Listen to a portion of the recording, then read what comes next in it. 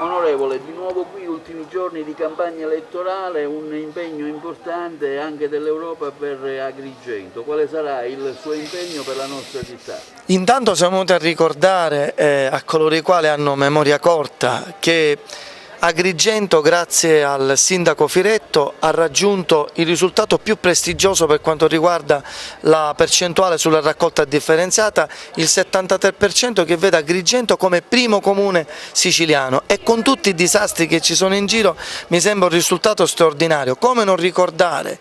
il mancato dissesto grazie all'amministrazione Firetto, che ha consentito di non aumentare le tasse al massimo, così come prevede la legge, e diminuire gli stipendi al minimo. E allora noi vogliamo rappresentare, come dire, l'affermazione delle tante cose buone che Firetto sta mettendo in campo. Come la vogliamo rappresentare questa affermazione?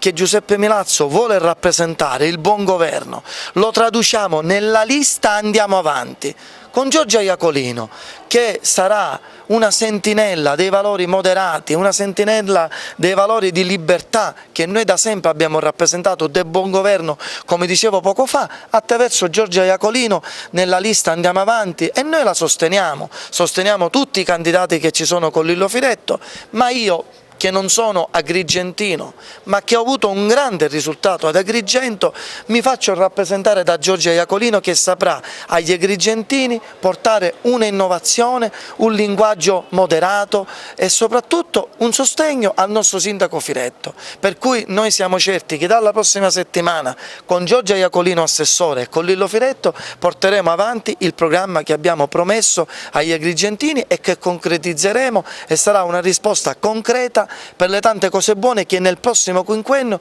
dobbiamo concludere.